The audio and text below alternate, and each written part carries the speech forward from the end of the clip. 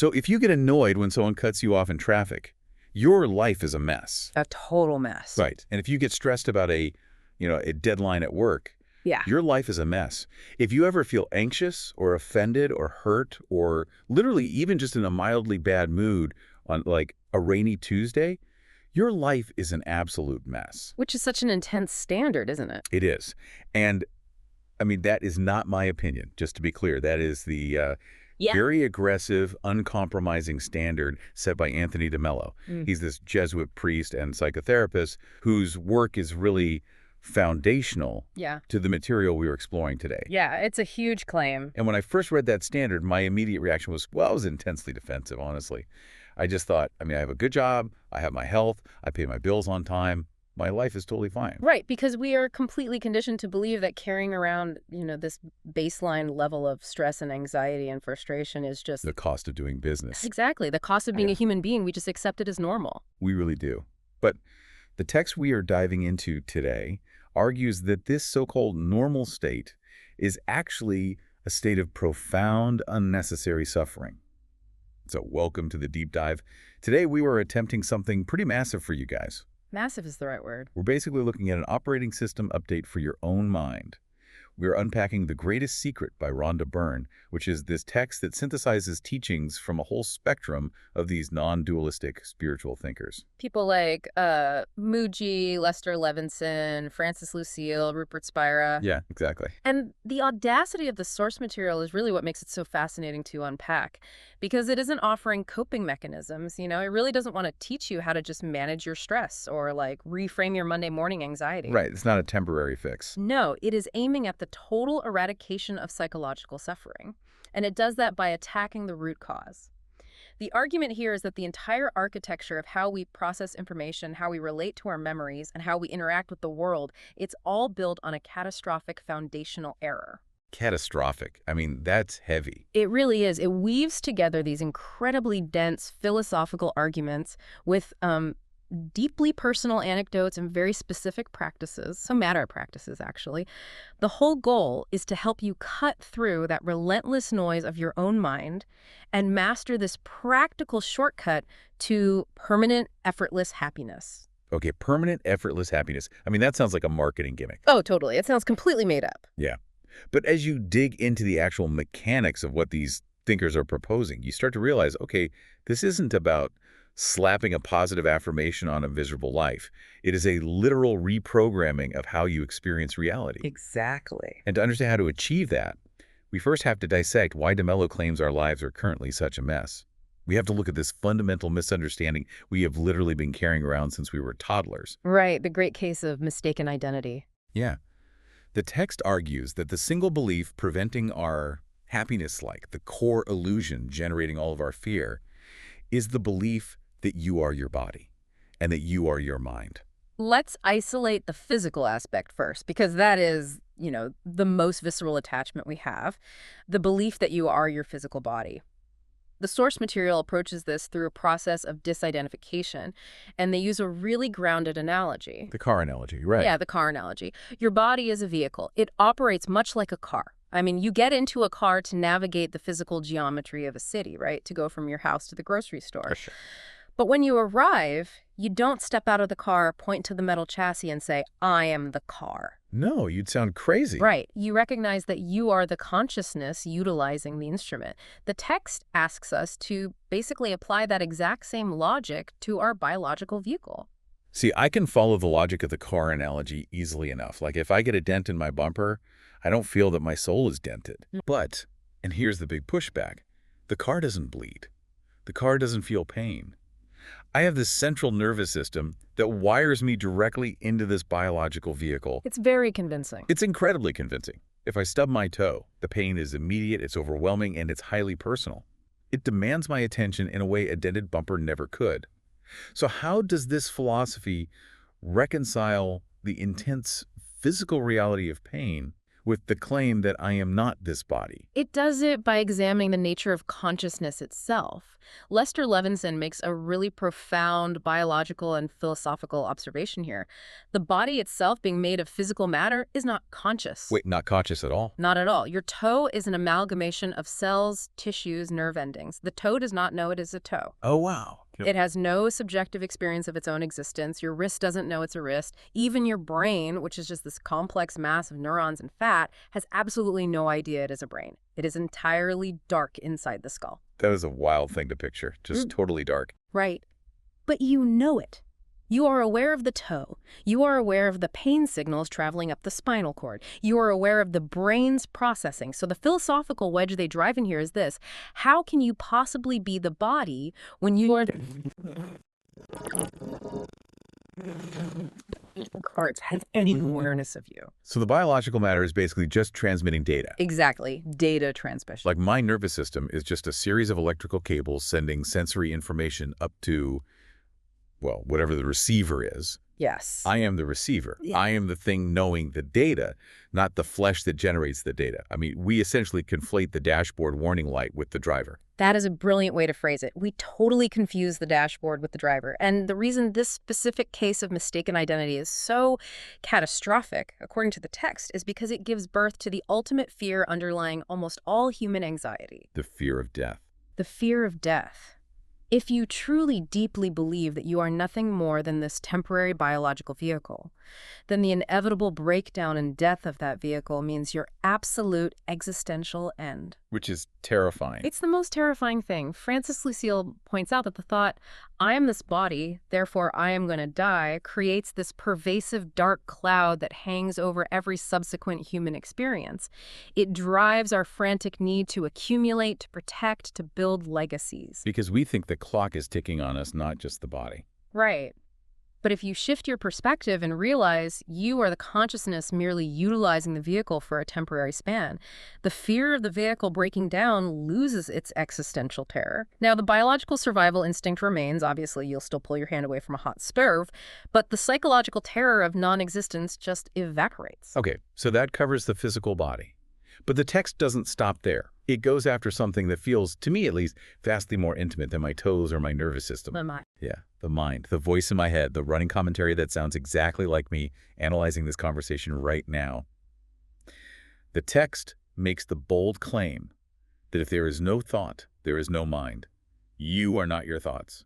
Which is tough because we treat the mind as if it is a permanent fixture. We treat it like an organ, just like the liver or the heart, but existing in some ethereal space. Right, like a ghostly hard drive. Exactly. But Levinson argues forcefully that the mind does not exist as an entity. The mind is only thought. It is an activity, a process. If there is a gap between two thoughts, even a microsecond of silence, where is your mind in that gap? It's just not there. It isn't there.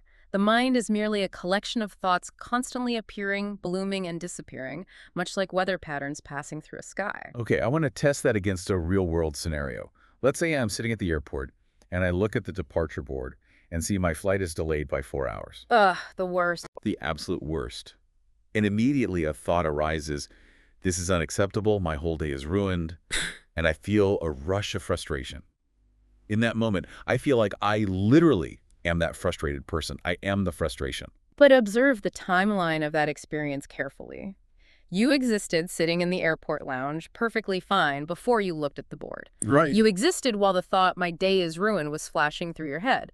And an hour later, when they announce, an unexpected gate change and you get bumped up to first class. Then I'm thrilled. Right. The frustrated thought vanishes entirely, replaced by relief. If your core identity was the frustrated thought, you would have ceased to exist the moment the frustration evaporated. You are the continuous presence that observes the frustration arrive, watches it peak, and watches it leave. Logically, the observer cannot be the thing it is observing. That brings up this concept of the ego, or the person. The text suggests that the ego is just the combination of this temporary physical vehicle and this rotating carousel of thoughts. That's all it is. We patch them together and we call it a personality. But when you look at it objectively, my personality is completely fluid. I'm not the same person I was when I was a teenager obsessed with punk rock. I'm not even the same person I was yesterday morning when I hadn't had my coffee yet. Exactly. If my personality was my true self, I would have died 1,000 times already. Rupert Spira frames this tragedy perfectly. He suggests that we are essentially actors who have become so engrossed in a role that we have forgotten our real identity offstage. Like Daniel Day-Lewis getting too far into character. Literally, imagine an actor playing a highly stressed, debt-ridden detective in a movie. The character has all these insurmountable problems within the narrative of the script. But the character doesn't actually exist. The character has no independent consciousness. The actor is the one giving it life. Yes, the actor is the one breathing life into the detective. We are the actor. But we spend our entire lives thinking, feeling, striving, and suffering on behalf of this illusory movie character called our personality. We exhaust ourselves trying to bolster the ego's reputation, its wealth, its appearance, completely forgetting the untouched awareness that is simply playing the role. I hear the logic, I really do, but I have to admit, it feels incredibly difficult to accept as a lived reality. Like if someone insults me, my face flushes, my heart rate spikes, and my mind instantly formulates a defense. The illusion is just so airtight, it's overwhelming. It is very airtight. So how does this non-dual philosophy account for the sheer, undeniable gravity of our direct, immediate experience? Yeah. Why is the illusion of the ego so hard to break? The illusion is a masterpiece of deception. Yeah. And it's maintained through a sheer, overwhelming volume of data. The mind keeps up a relentless tirade of thoughts, and notice how almost every single one of them co-opts the word I. Like, I am hungry, or I am tired. I need to prove them wrong. Exactly. The mind acts like a squatter, constantly claiming ownership of the property. Furthermore, as we discussed with the nervous system, every single bodily sensation, the flush of your face, the spike in your heart rate, is processed and narrated through the mind. It's a closed loop. A completely closed loop. When the physical sensation and the mental narrative lock together, it forms this incredibly dense, convincing simulation. It seals the false belief that this biological avatar and its mental narrator are the totality of your existence. The text uses a really cool visual metaphor to explain how the simulation tricks our attention, the Rubens face. It's that famous optical illusion from psychology textbooks. Oh, yeah, the faces. Right, you look at an image and you see two black faces in profile looking directly at each other. And because human psychology is hardwired to recognize faces, your brain locks onto those profiles instantly. Your attention becomes fiercely concentrated on the jagged lines forming the noses and chins. Because you are so intensely zoomed in on the faces, you completely fail to register the negative space between them. Which forms the shape of a white face. Exactly. The vase is right there in the center of the image, occupying a massive amount of real estate. But it remains invisible to you because your perspective is entirely fixated on the foreground objects. So the two faces basically represent our fixation on the body and the mind. The thoughts, the heart rates, the delayed flights, the insults, they are the faces. That's the foreground. We stare at them so hard, trying to solve them, trying to manage them, that we completely miss the vast background reality in which they are floating. So to see the vase, you don't stare harder at the faces. You have to literally soften your visual focus. You have to relax your gaze to allow the background to suddenly pop into the foreground. Which serves as the perfect transition into the core thesis of these teachings. If we follow the instructions, if we strip away our identification with the body, strip away the thoughts, the memories, the fluid personality, the name on our passport, what is actually left? What is the vase? The text frames this transition with a very direct, almost disarming question. It simply asks you, the listener, are you aware? And the only possible answer to that question is yes. Even to deny it requires awareness. You cannot process the sound of the question, comprehend the language, or formulate a response without the pre-existing condition of awareness. And here is where the text makes a massive existential pivot. It points out that this awareness is the only constant you have ever known. The absolute only constant. Think about being a 5-year-old child playing in the dirt. Think about being 15 and agonizing over a high school exam. Think about being 30 or 60. Your biological cells have completely regenerated multiple times over. You're literally a new physical entity. Entirely different. Your beliefs have changed. The things that brought you joy and terror have completely turned over. But the silent, invisible observer, the sheer raw fact of being aware of those experiences, has not aged a single second. It has never changed. This is where we move past traditional self-help and into the realm of profound non-duality. The source material, specifically quoting teachers like David Bingham, asks us to completely redefine our use of the pronoun I. We have been conditioned to believe that I refers to the body-mind complex, But in reality, you are not a person who happens to have awareness. Like a person having a car. Right. You are not a human being who is experiencing awareness. You are awareness. Infinite, unconditioned awareness itself. When you say I am, you are actually speaking as the awareness. Which requires a massive perceptual shift. I am not the body feeling the sun. Right. I am the awareness that knows the body feeling the sun. I am not the mind reading a book. I am the awareness that knows the mind reading a book. Exactly. Without awareness, there is no life, no experience, no reality to be known. It is the absolute foundational prerequisite for existence. Yet, just like the white vase, we overlook it entirely because it has no loud, flashy, dramatic features. It doesn't throw a tantrum. No, it doesn't scream for our attention the way a toothache or a panicked thought does. Rupert Spira offers a brilliant analogy in the text to hammer this home. The white paper analogy. If you are sitting down reading a gripping novel, your entire conscious focus is on the black ink. You're totally absorbed. Right. You are absorbed in the words, the sentences, the drama of the story unfolding. You focus so intently on the black text that you completely ignore the white paper underneath it. You never pause to thank the paper or analyze the paper, but without that silent, blank, formless background of the white page, the story could not exist.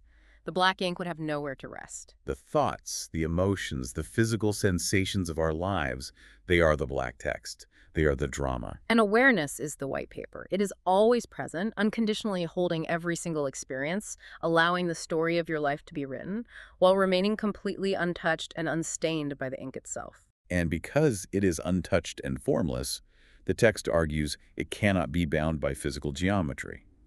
We typically assume consciousness is something generated by the brain, locked inside the dark cavern of our skull, looking out through the two holes of our eyes like a pilot in a cockpit. That's the materialist view. But the text flips this paradigm entirely. It states that because awareness is formless, your body actually exists inside awareness. Think of it like a glass jar resting outside on a clear day. We might look at the jar and say it contains space, but the reality is that the jar exists within infinite space. The glass walls of the jar localize a small portion of the space, but they do not create the space, nor do they separate the space inside the jar from the space outside it. That's such a cool visual. Your body is the glass jar. Your physical form exists within the boundless field of awareness. Which brings us to what I found to be the most radically challenging claim in this entire deep dive. Oh, I know where you're going. Yeah, the text asserts that there are not 8 billion separate awarenesses running around on planet Earth. There is only one awareness. Oh, sure. Our shared true name is I. Francis Lucille uses a fascinating metaphor here, the telescope analogy. Lucy suggests that the human mind and body are simply inert instruments. They are highly complex biological telescopes. A telescope on its own, sitting in an observatory, sees nothing. It cannot experience the stars. It's just glass and metal. Exactly. It requires an astronomer to look through the eyepiece. The astronomer is awareness.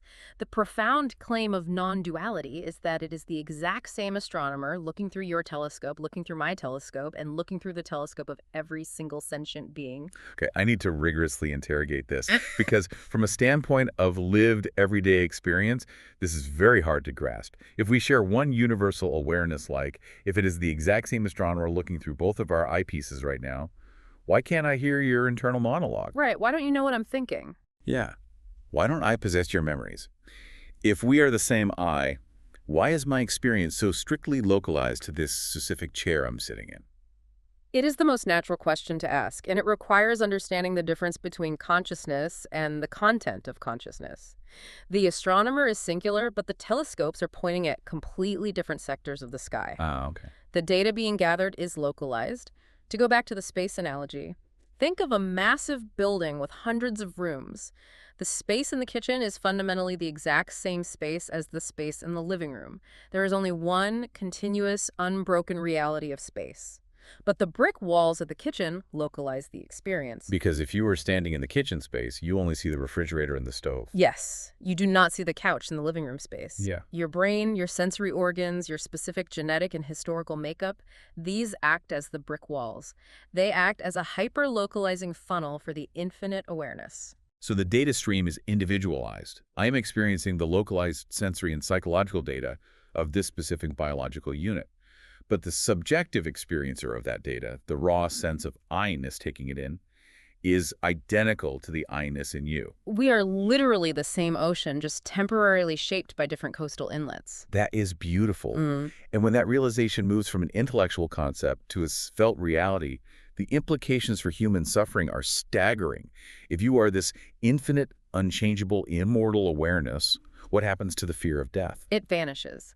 The body may break down, the telescope may rust, the glass jar may shatter, but the space inside and outside the jar remains completely untouched. The astronomer simply walks away from the broken telescope. It sounds like the ultimate liberation, but it leaves a glaring contradiction. What's that? If our true nature is this peaceful, infinite, untouched awareness, why is our daily existence categorized by so much friction? Why are we all walking around stressed, anxious, and miserable? What is the mechanism that so violently yanks us out of this peaceful background and throws us into the chaotic foreground? That mechanism is the mechanical mind, which operates by constructing a highly immersive, incredibly convincing reality that the source material refers to as the waking dream. We have to analyze the architecture of this dream to understand how it traps us. The text is quite literal about this, too. It argues that the physical world, our daily lives, the studio we are sitting in right now, is made of the exact same substance as the dreams we have at night. To understand that claim, we have to look at the psychology and neuroscience of how a dream functions. When you go to sleep, your brain is lying in a dark, silent room, yet your mind generates an entire immersive universe. With full physics and characters. It renders a dream body for you to inhabit. It populates the world with other characters, towering cities, intricate plots, and even physical laws. You feel gravity, you feel the passage of time. And crucially, while you are inside that dream, you almost never question its validity. Your brain's predictive coding mechanisms lock you into accepting the projection as 100% concrete reality. It's true. I mean, I've had nightmares where I am being chased and my physical, biological heart is pounding against my ribs. I wake up sweating in sheer terror. Inside the dream, the threat was absolute. But then you wake up. Yeah, it's only the moment I wake up and transition to a higher state of consciousness that I look back and say, oh, it was just a projection. None of that was real. The non-dual teachers in this text propose that the waking state is simply another highly stable projection of consciousness. It is a lucid dream enforced by collective agreement. The collective agreement. Yeah. The problem isn't the dream itself. The problem is the architect of the dream, which keeps us trapped in a cycle of suffering. That architect is the subconscious mind. And the text makes a vital point here. The subconscious mind is not creative. It is not wise. It is purely mechanical. It operates exactly like a crude computer program running on an endless loop. Exactly. And that script executes three primary functions. It measures, it compares, and it describes. Let's break down that mechanical loop, because this is where the esoteric philosophy crashes directly into our daily routines. The mind measures. It acts as a constant anxious accountant. It is going to take me 45 minutes to drive there. I only have this much money in my checking account. I need to lose 10 pounds. And immediately following measurement comes comparison. The mind constantly seeks to orient its status relative to the environment. My neighbor's car is newer than mine. I am not as successful as my college roommate. This vacation isn't as relaxing as the one we took last year. Always comparing. And finally, it describes. It provides a relentless, unasked-for commentary on a reality you are already experiencing perfectly well. The line at the grocery store is moving so slowly. The weather is awful today. That politician is an idiot. But why is this Luke so toxic? Why is this constant measuring, comparing, and describing the engine of our suffering? Because when the mechanical mind describes a situation, it is never neutrally observing data. It is constantly projecting an imagined narrative onto reality. It overlays reality with judgment. The mechanical mind is a repository of past conditioning and old beliefs. So it's biased. Highly biased. If you have an internalized, unexamined belief that says, I am disorganized and always running late, the mechanical mind will seek out evidence to loop that description over and over. I am late again. I am such a mess. This always happens to me. It proves itself right. Because your thoughts act as the rendering engine for your experience in this waking dream. Believing these negative narratives turns your life into a mechanical, repetitive loop of misery. You literally trap yourself in a nightmare entirely designed by your own recycled conditioning. It's like having a narrator implanted in your brain who only reads from a script of tragedy, lack, and impending doom. And whatever that narrator reads out loud, the 3D printer of the waking dream manifests into your physical reality. And perhaps the most pervasive, invisible story this mechanical mind tells us, a story we accept without a shred of doubt, is the concept of time. This is where the source material pushes against the very boundaries of how we organize reality. The assertion here is that time, as a linear progression of past, present, and future, is entirely a mental construct. Just a construct. It is an illusion generated by the mind to organize its measurements and descriptions. The text argues that the past and the future do not exist anywhere in reality. They only exist as current, present moment thoughts in your mind. I have to admit, when I first read that, my logical brain rebelled instantly. I looked at a scar on my arm from a surgery I had 10 years ago. Yeah. I thought, what do you mean the past doesn't exist? I have physical evidence. I have photo albums. I remember my childhood. It's a natural reaction to have. But the text issues a brilliant psychological challenge. It asks you to try to find any actual, tangible evidence of the past or the future without utilizing a thought. And it proves to be an impossible task. Let's examine a memory. Think about a time when you were 10 years old, riding a bicycle down a hill in the summer. When that event was actually occurring, when the wind was hitting your 10-year-old face, were you experiencing it in the past? No. I was experiencing it exactly in that moment. It was happening now. Exactly. Everything that has ever happened in the history of the universe happened in the now, and everything that will ever happen will happen in the now. The past is nothing more than a memory, and a memory is simply a thought that you are having right now. The future is nothing more than anticipation or imagination, which is simply a thought you are generating right now. So the only actual concrete reality is this singular, eternal present moment. That's it. Which means the vast majority of our psychological suffering is entirely fabricated. All of our crippling anxiety about what might happen tomorrow, and all of our heavy guilt, regret, or nostalgia about what happened 10 years ago are ghost stories. We are torturing ourselves with phantom concepts that literally do not exist outside of our current mental rendering of them. The source material uses the mountain of consciousness metaphor to illustrate this beautifully.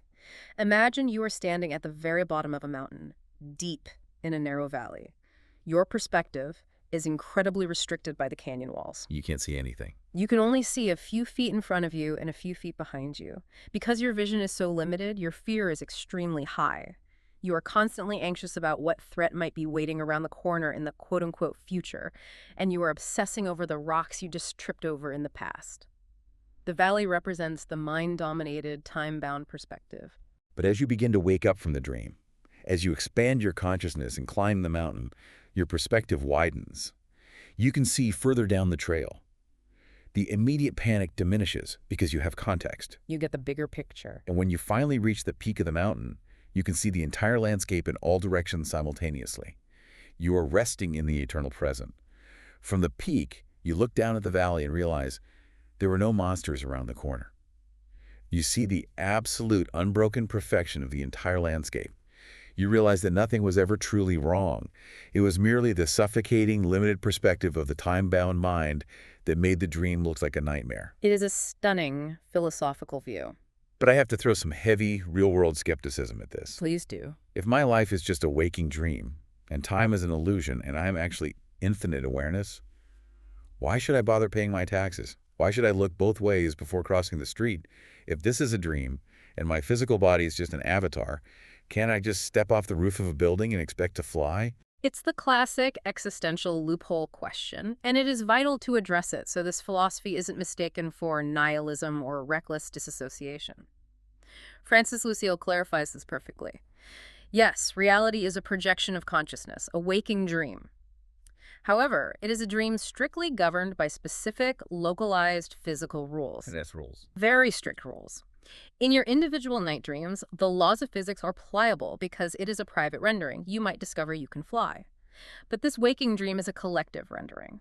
The laws of physics, biology, and society are strictly enforced by the collective consciousness. If you step in front of a dream bus with your dream body, the resulting dream impact is going to cause a catastrophic amount of dream pain, and your dream avatar will die. Okay, so it is a lucid dream, but it functions like a massive multiplayer online game with hard-coded physics. You still have to play by the rules of the server, even if you intellectually know you are sitting safely in your gamer chair in the real world. That is exactly it. Knowing it is a dream doesn't give you license to act recklessly. Rather, it allows you to act fearlessly. You still engage with the world. You still chop wood, carry water, pay your taxes, and raise your children. You just don't suffer over it anymore. Exactly. The heavy gravitational weight of existence is lifted because you recognize it is a play of consciousness. You are fully engaged in the movie, but you never forget you are the screen. Which sounds beautiful in theory, but moving from abstract philosophical theory to the gritty reality of waking up on a Tuesday morning when your alarm didn't go off, the kids are screaming, and your inbox is flooded with urgent emails. That is a massive leap. It's the hardest leap. So how do we actually operationalize this? How do we bypass the mechanical mind in real time? That is where the text transitions from philosophy to actionable methodology. It provides a specific, highly effective technique called the awareness practice. It is designed to short-circuit the mechanical mind and drop you directly into your true nature. And it is elegantly simple, broken down into 3 steps. Step 1 is to ask yourself a very specific question in the midst of the chaos. Am I aware? The neurological brilliance of this question is that it is a paradox for the analytical mind. If you ask your brain a question like, what should I make for dinner? Or how do I solve this budget crisis? The mind happily spins up a flurry of thoughts, calculations, and anxieties. It does its job. It creates noise. But if you ask the mind, am I aware? The mind hits a wall. Thoughts cannot perceive awareness. A thought is a measurable object. Awareness is the formless subject. So when you ask that question, the mind is momentarily stumped. It stops generating data. It acts like a circuit breaker. It instantly derails the frantic train of thought. It forces your attention to snap away from the mind's drama, away from the delayed flight or the screaming kids, and land squarely on the silent background presence that is observing the chaos. Which leads seamlessly into step 2, notice awareness. When the mind pauses, you will immediately feel a subtle internal shift. You will recognize the raw sensation of simply being aware. The source material emphasizes that this is not an intellectual exercise. You must pay close attention to the somatic feeling of this shift. What does it actually feel like? Exactly. What does it actually feel like in your body when the mind stops? It feels like profound relief. It is the literal physical sensation of the heavy, noisy, contracted mind receding into the background and the effortless, spacious, unburdened awareness expanding into the foreground. I love how the text contrasts this direct approach with traditional mindfulness or meditation practices. So many people get intensely frustrated with meditation because they sit on a cushion, set a timer, and try to use their mind to force their mind to be quiet. Which is impossible. They try to aggressively suppress their thoughts. It's like trying to put out a fire by shooting a flamethrower at it. It creates a state of internal warfare. It is the mind fighting the mind, which only generates more tension, more effort, and more frustration. The awareness practice bypasses this conflict entirely. You do not wage war against your thoughts. You simply shift your attention away from them. You withdraw your interest. Exactly. The thoughts might still be chattering away in the distance, but you are no longer entangled with them. You have simply changed the channel from the drama of the movie to the blank space of the screen. And then comes the hardest part. Step 3. Stay as awareness. This is about neuroplasticity. It is about making that momentary shift a continuous habit. It requires noticing this spacious state multiple times a day until it becomes your new neurological baseline. It takes practice. And to help maintain this state, the text offers a brilliant, highly practical analogy from one of the teachers, the camera lens analogy. It is a phenomenal tool for understanding how we misuse our attention. The human mind naturally defaults to a zoomed-in, highly focused macro lens. It zeroes in on specific problems, minor details, perceived threats, or a single grievance. Like staring at a tiny crack in a wall. Right. Maintaining that laser-like, intense focus takes a tremendous amount of muscular and psychological effort. It causes physical tension in the body and chronic stress in the nervous system. Staying as awareness requires doing the exact opposite, zooming out to a wide-angle lens. Let's actually ground this in a physical exercise right now. If you are listening to this and you aren't driving or operating heavy machinery, pick a small object somewhere in the room with you. It could be a pen on your desk, a speck on the wall, or even just the fingernail on your thumb. Now, focus hard on it. Stare intensely at the microscopic details of that object. As you do this, notice what happens to your physiology. Notice how your eyes narrow slightly, how your brow might instinctively furrow, how the muscles in your neck tighten. You can feel the contraction. Notice the tight, hyperspecific, contracted nature of your attention. This intense, gripping focus is exactly how your mind operates all day long regarding your problems. It is neurologically exhausting. Now, without moving your head or your eyes, suddenly soften your visual gaze. Relax the muscles around your eyes completely. Let the specific object blur slightly, and consciously take in your entire peripheral vision. See the whole room. Just open it up. See the space to your far left, the space to your far right, the ceiling, the floor, all simultaneously. Do not focus on any specific detail. Just rest in the wide-angle view of the whole space. Pay attention to the somatic response. Do you feel the immediate cascading physical relaxation in your facial muscles, your jaw, your shoulders? Do you notice the subtle, sudden sense of psychological relief? It's an instant drop in tension. That physical softening of the eyes is a direct biological reflection of what happens internally when you shift your identity from the contracted, focused mind to the wide-open expanse of awareness. It is fundamentally effortless because awareness, unlike the mind, requires absolute zero effort to simply be. It shifts your nervous system out of the sympathetic fight-or-flight mode and into a deep parasympathetic rest. Rhonda Byrne shares a highly vulnerable, deeply personal anecdote about this exact shift in the text. She talks about how, for decades, she deeply identified as the queen of doing. Oh, that's such a common identity. So common. Her entire self-worth was wrapped up in her ability to juggle a massive corporation, to hyper-focus on goals, to aggressively force outcomes into reality. Her identity was entirely dependent on maintaining that zoomed-in, high-effort, high-stress state. And the universal law of reflection meant that as long as she identified as the one who must overcome obstacles through massive effort, reality continuously provided her with an endless stream of stressful obstacles to overcome. Of course it did. But when she began diligently practicing this wide-angle awareness, she deliberately dropped the identity of the queen of doing. She stopped trying to force the river. And she discovered a paradox that sits at the heart of Taoist and non-dual philosophy. When she dropped the effort, her life became miraculously effortless. Her massive creative projects still got done, businesses still ran, but they occurred naturally, spontaneously, without the agonizing friction of the ego trying to wrestle reality into submission. It is the difference between swimming upstream against a raging whitewater current, desperately fighting for every inch, versus simply flipping onto your back, floating, and allowing the immense power of the river to effortlessly carry you to the ocean. Floating is so much easier. But the text is very realistic about this transition.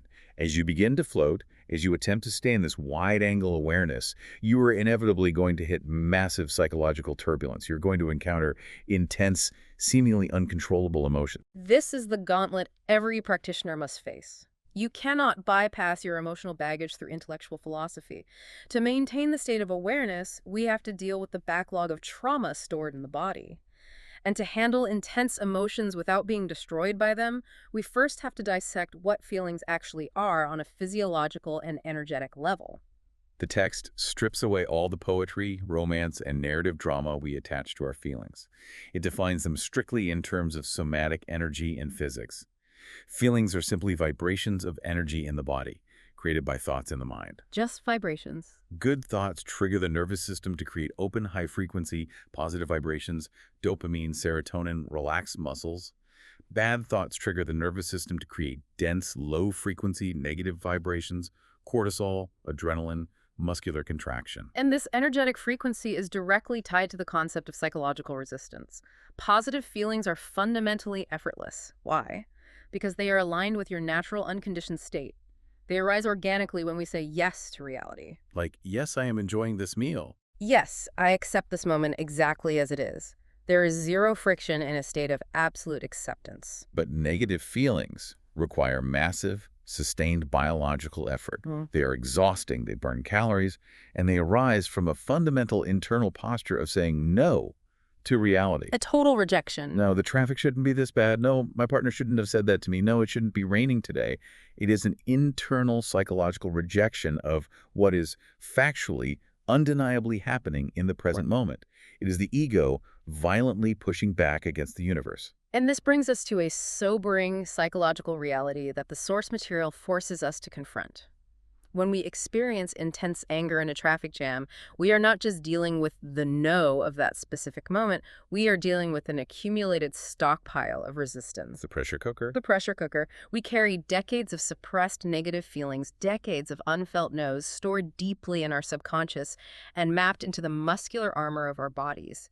Much of this dense energy dates all the way back to childhood. We are essentially walking pressure cookers.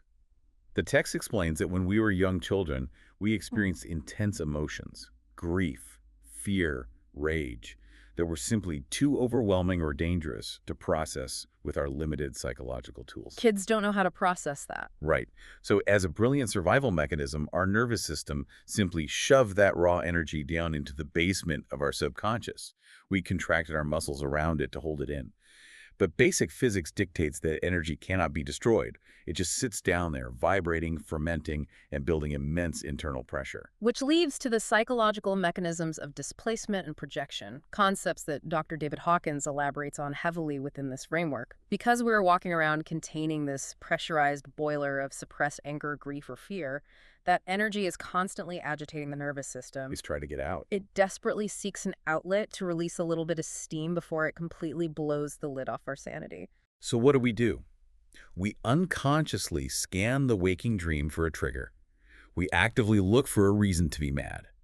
We believe external events cause our negative feelings. We say, with total conviction, my boss's rude email made me furious. But it didn't. No. The text says, no, that is a profound delusion. The massive volume of anger was already boiling inside you from a lifetime of suppressed rage. Your boss's email was nothing more than the convenient, socially acceptable excuse your mind used to pop the valve and let off some steam. Negative feelings are always 100% of the time an inside job. It is a complete and total inversion of how humanity typically views its emotional life.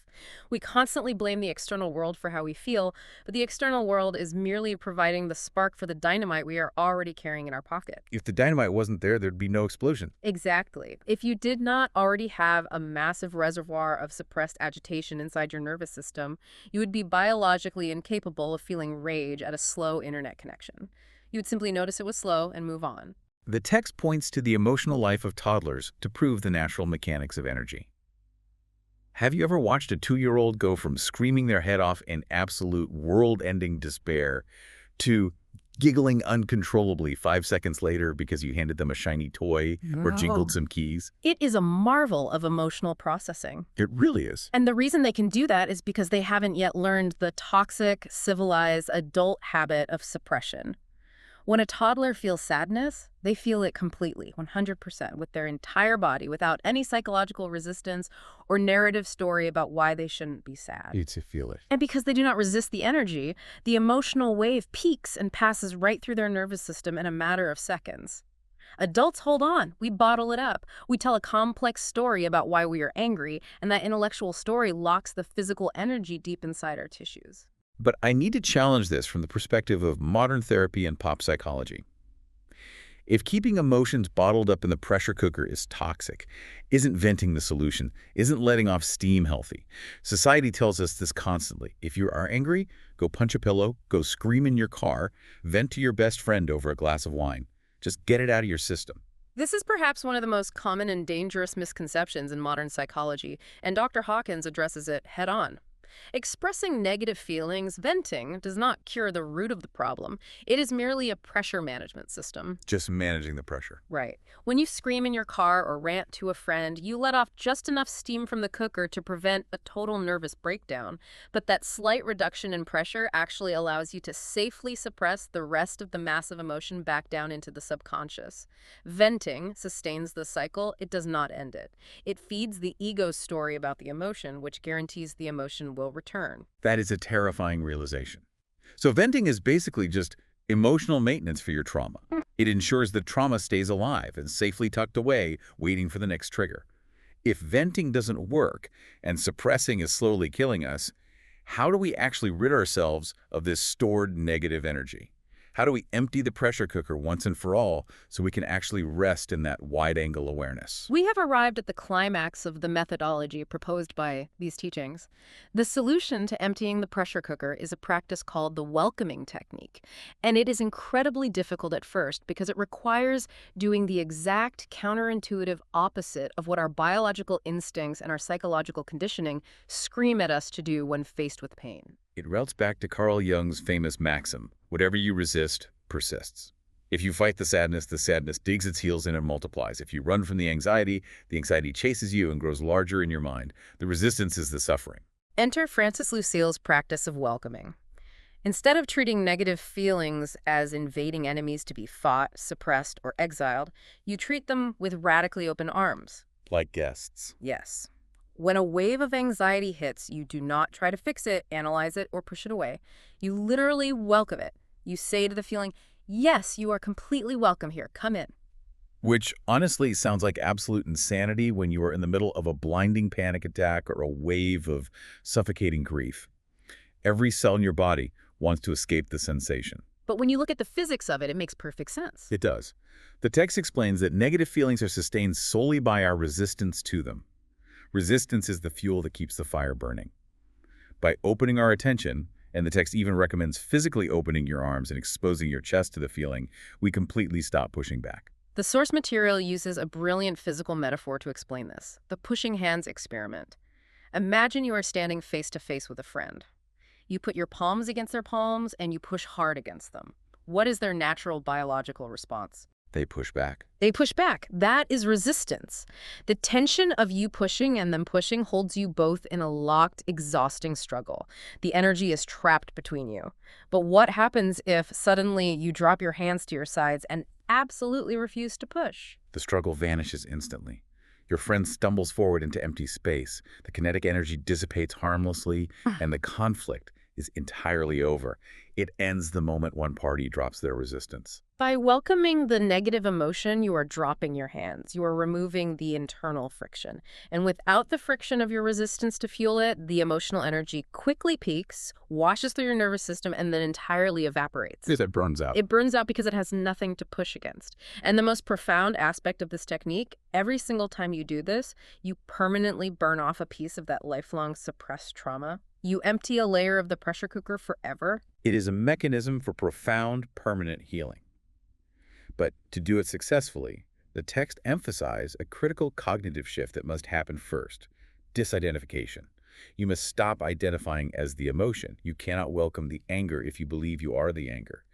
One of the teachers suggests asking yourself in the heat of the intense emotion, am I this feeling, or am I the infinite awareness that is observing this feeling? Because the moment you say, I am depressed or I am angry, you have conceptually shrunk your infinite, immortal, boundless awareness down to the size of a single, low-frequency emotion.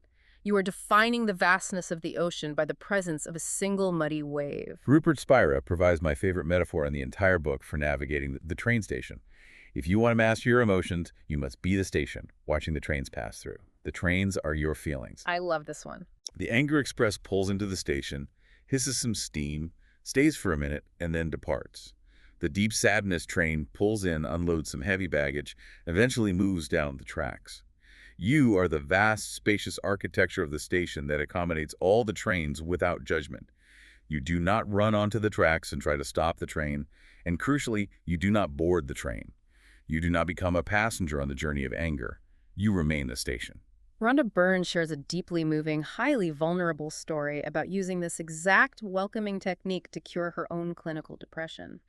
During a period where she was terrified for her daughter's health, she spiraled into a profound, suffocating depression. She realized very quickly that her usual arsenal of positive thinking and affirmations was completely useless. Positive thinking just bounces off real depression. It was far too weak against the massive gravitational pull of the depression. So, as a last resort, she tried welcoming. She laid down, found the dense physical sensation of the depression in her body, and visualized it as a dark, heavy cloud in her chest. And instead of fighting it, she mentally put her arms around it, she hugged it, she poured love into it, she welcomed it entirely with zero resistance. And the result was terrifying at first. She said that because she stopped suppressing it, The feeling intensified massively for a few seconds. The fire flared up. The pressure released. But then, it shattered. Without her resistance to hold it together, the dense energy became lighter and lighter until it completely dissolved into her awareness. The depression came back a few hours later, but it was noticeably weaker. She welcomed it again. She dropped her hands. Within a few days of this practice, a depression that could have lasted years was gone permanently. She successfully emptied that specific, massive chamber of her pressure cooker. It is an incredible testament to the paradoxical power of absolute non-resistance. But as powerful as this is for personal healing, we have to address the most significant moral and philosophical pushback this teaching encounters. The ethical question. Yes. It is one thing to welcome your own personal anxiety about a work deadline. But what about something objectively horrific happening in the world? What about systemic injustice, war, or massive cruelty to animals? If I feel righteous, burning rage about animal cruelty, and I use the welcoming technique to dissolve my anger, well, doesn't that mean I am passively accepting the cruelty? Doesn't this philosophy breed apathy to the immense suffering of the world? That is the ultimate test of this framework. Does finding inner peace require abandoning the world to its misery? And the text is incredibly rigorous in making a vital distinction here. When you practice welcoming, you are not welcoming the external event of animal cruelty. You are not endorsing injustice. You are solely welcoming the internal physical sensation of your own anger. Why? Because acting out of blind, suppressed, toxic rage does not actually help the animals or solve the injustice. No, it makes things worse. When you are consumed by rage, your psychological perspective severely narrows. Your intelligence drops. Your nervous system is in fight or flight, meaning your actions are often destructive, reactive, and short-sighted. Furthermore, you are deeply suffering. And adding your own personal suffering to the world's existing suffering does not magically reduce the total net amount of suffering on the planet. By welcoming the internal anger and allowing it to dissolve, you free yourself from being a puppet controlled by a blind emotion. So you aren't ignoring the external problem at all. You are aggressively clearing your own internal mechanism so that you can approach the external problem with clear, powerful, infinite energy.